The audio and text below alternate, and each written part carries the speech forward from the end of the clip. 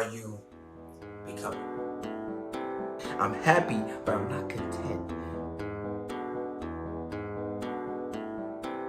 I'm very passionate about self-development. I'm very passionate about people just becoming a greater version of themselves. Team, do what we do. This is only the beginning. Let's get it.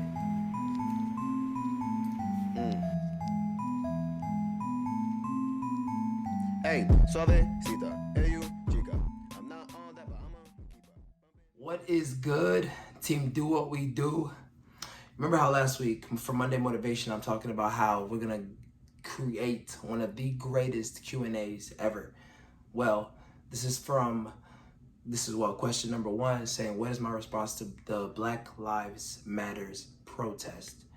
And this is ultimately where I stand. And this is necessarily to be non-controversial, but to take my stand, give you my opinion, and you could do exactly what you choose with it. So where I stand is, I truly believe where we're at, based upon our circumstances and what is happening in society, that a revolution is needed and is necessary to get us to the next stage of where we want to go. I feel like we've been very peaceful, and I feel like through that, maybe it was taken for granted or we weren't getting the result we needed to get, but ultimately it has only taken us so far, and it's working, right, to a certain extent. And I'm not saying that we need to go out and rioting and destroying things. I'm not saying that, but what I am saying is that it's gotten to a point where we do have to take a stand and show the economy and show the world and show the politics and show the news where we stand on how we want to go about getting results. But where I also do look at it is that everyone plays their own role when it comes to activism. You don't necessarily have to be on the front lines or on the front lines of the protesting or the marching. Yes. Where I am looking to get into and where I'm wanting to come from in order to be a greater help for the greater good in this system, in the protesting, is to be that philanthropist that is able to provide the means so that we can go out and continue to protest and continue to fund these events that are happening. I feel like in America, money talks. Money talks to the highest extent. And if I can necessarily get to a point in my life, when I do get to that point, to be that philanthropist that is able to provide and put money back into the economy so that we continue to be revolutionary and create these products and these organizations that we do need to prosper in these protests. Because it's coming to an extent that it's like saying somebody is doing activist duties and they're doing it to the best of their abilities. But the thing is, the job that they're working for is not going to pay their bills or not going to give them the means necessary for them to continue to be the great activists they are and continue to live the life they were living, due to a conflict of interest. Like, I'm not going to support this activist and have this activist represent my company. You know what I'm saying?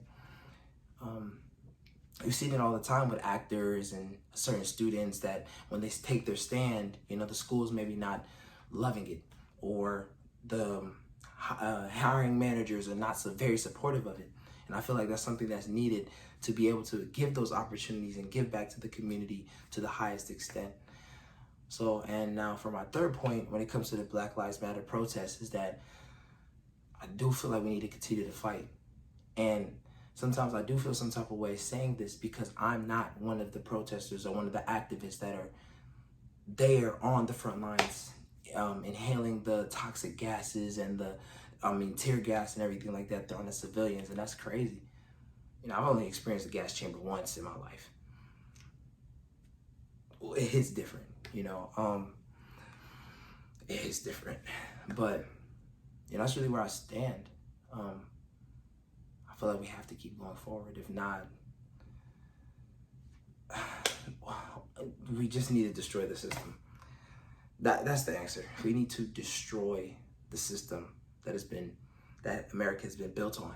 And that's why when we're looked at a certain way, or you feel a certain way when you got in public, it's not just because, oh, I do feel this type of way. It's because it is a system.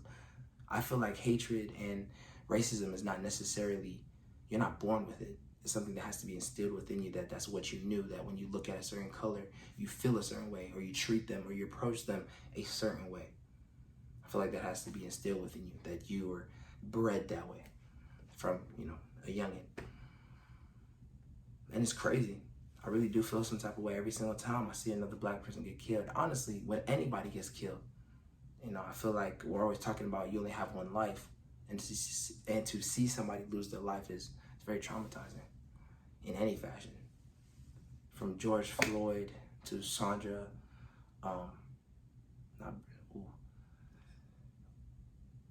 Sandra Bland, to all these people that have lost their lives. It's very traumatizing to think about. My palms are sweating now. But we need change. We need change. And it's coming. Team, do what we do. Thank you so much for taking your time to listen to this video. And we're still going to continue the Q&As, and I promise you there's more to come. Thank you for listening to my TED Talk.